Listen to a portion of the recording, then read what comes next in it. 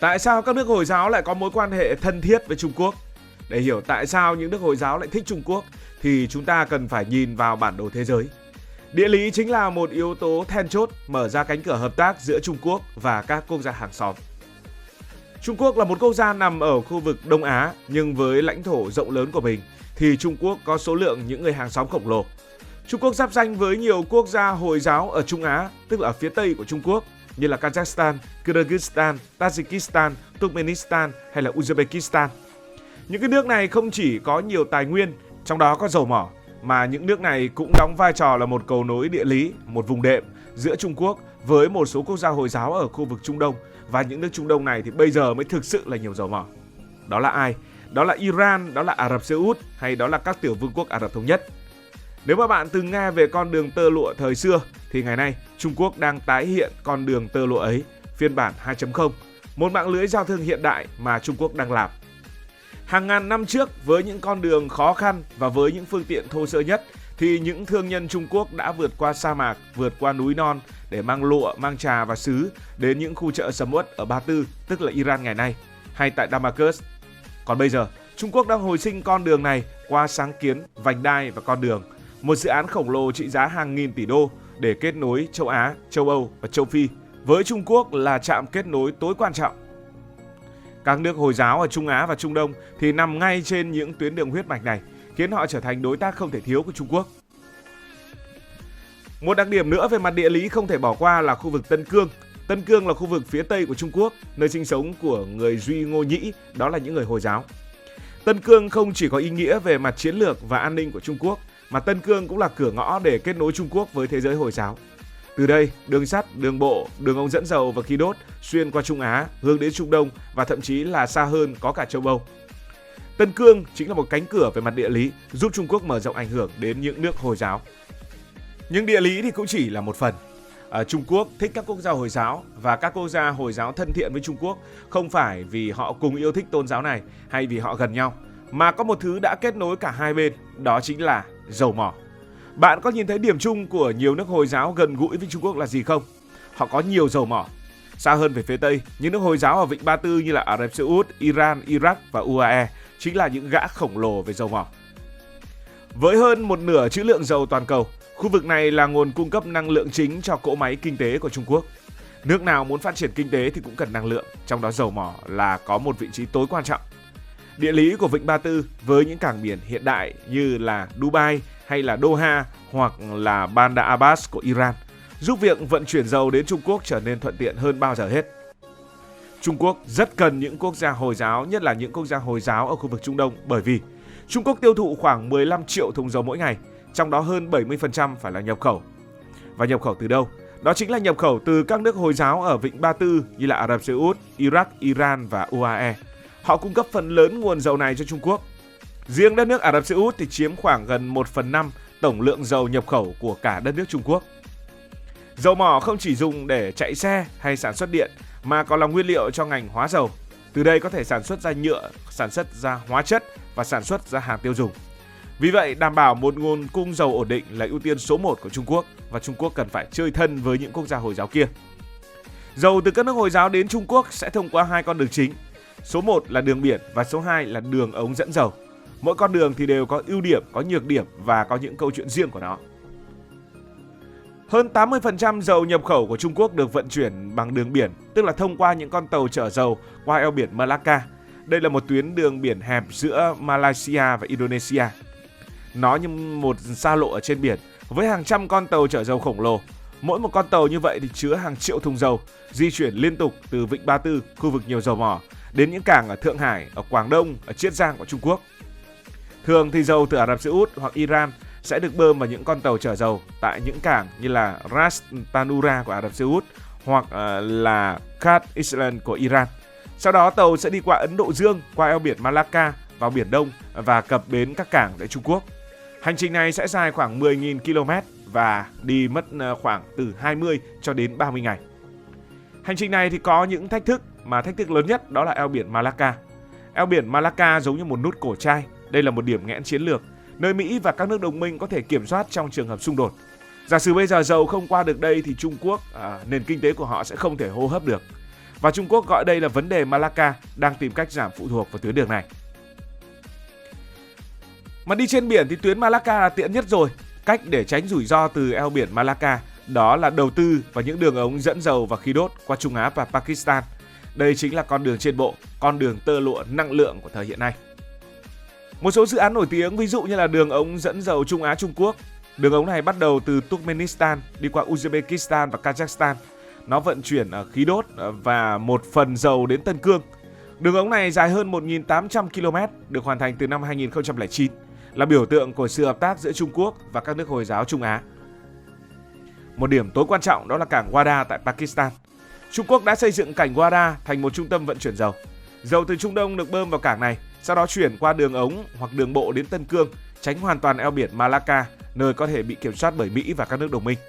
Tuyến đường này ngắn hơn và an toàn hơn, nhưng vẫn đang trong giai đoạn phát triển. Không chỉ mua dầu, Trung Quốc còn đầu tư trực tiếp vào các mỏ dầu ở các nước Hồi giáo. Họ đầu tư tận gốc luôn. Các công ty đã đổ hàng tỷ đô la Mỹ vào các dự án khai thác dầu ở Iraq, Iran và Kazakhstan. Bằng cách đầu tư trực tiếp, Trung Quốc không chỉ đảm bảo nguồn cung dầu mà còn tăng cường ảnh hưởng kinh tế và chính trị ở các quốc gia Hồi giáo làm ăn cùng với họ. Nhưng tại sao các nước Hồi giáo lại rất thích bán dầu cho Trung Quốc? Họ hoàn toàn có thể bán dầu cho những đối tác khác, những nhà tiêu thụ năng lượng khác cơ mà. Điều gì khiến các nước này luôn muốn hợp tác với Trung Quốc? Đó chính là sự khác biệt trong cách tiếp cận của Trung Quốc so với những cường quốc phương Tây ở việc mua dầu. Nếu như địa lý là nền tảng, thì kinh tế chính là chất keo để gắn kết Trung Quốc với các nước Hồi giáo. Trung Quốc không chỉ là một đối tác thương mại bình thường mà còn là một người bạn không can thiệp vào chuyện nội bộ, điều mà các quốc gia Hồi giáo đánh giá rất cao. Có lẽ với rất nhiều quốc gia Hồi giáo, đặc biệt là những nước có nhiều dầu mỏ, thì họ sợ nhất là bị can thiệp nội bộ, sợ nhất một đội quân của nước ngoài đến với quốc gia của họ và lật đổ một chính quyền mà không thuận lợi với những quốc gia nước ngoài. Không giống như Mỹ hay các nước phương Tây, Trung Quốc theo đuổi chính sách không can thiệp vào công việc nội bộ của các đối tác. Trong khi Mỹ thường gắn với những điều kiện về dân chủ, về nhân quyền với viện trợ kinh tế, thì Trung Quốc chỉ quan tâm đến lợi ích kinh tế đôi bên. Đối với các nước Hồi giáo như là Iran chẳng hạn, một nước vốn chịu cấm vận từ phương Tây, thì Trung Quốc chính là một cánh cửa quan trọng. Ví dụ, Iran đã bị Mỹ và EU trừng phạt nặng nề về chương trình hạt nhân. Trong khi đó thì Trung Quốc vẫn duy trì thương mại bình thường với Iran, không quan tâm đến vấn đề hạt nhân hay những vấn đề khác. Họ vẫn mua dầu mỏ và đầu tư vào cơ sở hạ tầng của Iran. Năm 2021, hai nước đã ký thỏa thuận hợp tác chiến lược 25 năm. Trung Quốc cam kết đầu tư 400 tỷ đô với Iran để đổi lấy một nguồn cung cấp dầu ổn định. Đây chính là một cú bắt tay lịch sử giúp Iran vượt qua khó khăn và củng cố mối quan hệ với Trung Quốc. Trung Quốc cũng đã đầu tư hàng tỷ đô la Mỹ vào các dự án cơ sở hạ tầng ở các nước Hồi giáo thông qua sáng kiến vành đai và con đường, từ đường sắt ở Pakistan cho đến cảng biển ở Oman. Với Pakistan, hành lang kinh tế Trung Quốc-Pakistan là một phần của sáng kiến vành đai con đường, trị giá hơn 60 tỷ đô, biến cảng Wada thành một trung tâm vận chuyển chiến lược, kết nối Trung Quốc với Ấn Độ Dương. Pakistan là một quốc gia Hồi giáo, không chỉ nhận được đầu tư mà còn được hưởng lợi từ việc trở thành cửa ngõ vận chuyển hàng hóa của Trung Quốc. Kazakhstan cũng vậy. Kazakhstan là một quốc gia Hồi giáo ở Trung Á. Kazakhstan đã trở thành một trung tâm vận chuyển quan trọng trên tuyến đường sắt kết nối Trung Quốc với châu Âu. Trung Quốc đầu tư vào các khu công nghiệp và đường cao tốc ở đây, giúp Kazakhstan tăng trưởng kinh tế và xuất khẩu dầu, khí đốt ngược lại sang Trung Quốc. Hay Ả Rập Xê Út. Ả Rập Xê Út là một người bạn rất thân của Mỹ, nhưng Ả Rập Xê Út cũng không thể cưỡng lại sức hút từ Trung Quốc. Vài năm trước, Trung Quốc và Ả Rập Xê Út đã ký các thỏa thuận trị giá 28 tỷ đô, bao gồm các dự án năng lượng và hóa dầu. Trung Quốc đang giúp Ả Rập Xê Út đa dạng hóa nền kinh tế, giảm sự phụ thuộc vào dầu mỏ. Có thể thấy rằng, những khoản đầu tư này của Trung Quốc không chỉ mang lợi ích kinh tế mà còn tạo ra hàng triệu việc làm, nâng cấp cơ sở hạ tầng và thúc đẩy thương mại ở các nước Hồi giáo. Ai mà lại không thích một đối tác hào phóng như vậy, lại không quan tâm đến chuyện chính trị nội bộ của nước mình, đúng không nào? Còn với một số quốc gia khác, một số quốc gia không thân thiện với những quốc gia phương Tây thì họ cũng cần Trung Quốc. Nhiều quốc gia Hồi giáo ví dụ như là Iran, Syria hay là Sudan có mâu thuẫn với Mỹ và các đồng minh. Trung Quốc có vị thế của một siêu cường không thuộc phương Tây, trở thành đối tác lý tưởng. Họ không chỉ cung cấp kinh tế mà còn hỗ trợ chính trị. Ví dụ, Trung Quốc đã nhiều lần sử dụng quyền phủ quyết để ngăn những nghị quyết trừng phạt Iran tại Liên Hiệp Quốc. Hay Trung Quốc cũng cung cấp viện trợ kinh tế và ủng hộ chính quyền Assad một thời trong cuộc nội chiến Syria, trong khi phương Tây ủng hộ phe đối lập. Trung Quốc và các nước Hồi giáo cũng chia sẻ tầm nhìn về một thế giới không bị chi phối bởi một siêu cường duy nhất mà ai cũng biết đó là nước Mỹ. Những nước này muốn có tiếng nói lớn hơn trên trường quốc tế và Trung Quốc có thể trở thành đối tác giúp họ đạt được điều đó. Mặc dù ngay chính tại Trung Quốc có những tranh cãi về chính sách của chính người Trung Quốc với người Hồi giáo, đó là người Duy Ngô Nhĩ ở Tân Cương, nhưng nhìn ra rộng hơn bên trong cánh cửa của mình thì Trung Quốc lại rất khéo léo trong việc xây dựng hình ảnh tôn trọng tôn giáo ở nước ngoài. Họ thường xuyên mời các học giả Hồi giáo tổ chức những sự kiện văn hóa và tài trợ cho những dự án tôn giáo tại các nước này. Điều này giúp Trung Quốc có thiện cảm với cộng đồng Hồi giáo quốc tế. Mặc dù mối quan hệ giữa Trung Quốc và các nước Hồi giáo đang rất nở rộ, nhưng không phải là không có những vấn đề. Tuy nhiên, các nước Hồi giáo thì cần bán dầu, Trung Quốc thì sẵn sàng mua dầu và sẵn sàng đầu tư. Trong tương lai, chúng ta có thể nhìn thấy sự gia tăng của những tuyến đường ống mới, những cảng biển hiện đại và những thỏa thuận kinh tế lớn hơn giữa Trung Quốc và thế giới Hồi giáo.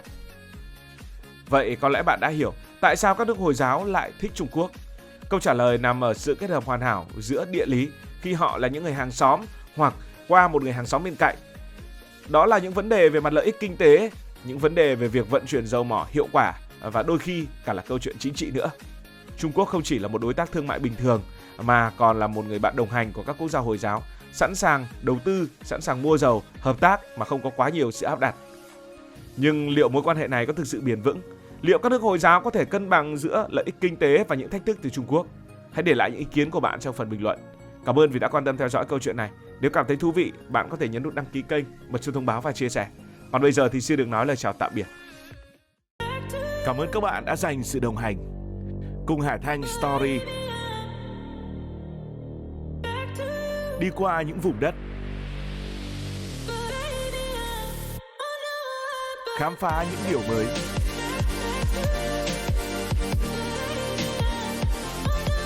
Đừng ngần ngại, hãy để lại những góp ý và xin được hẹn gặp lại.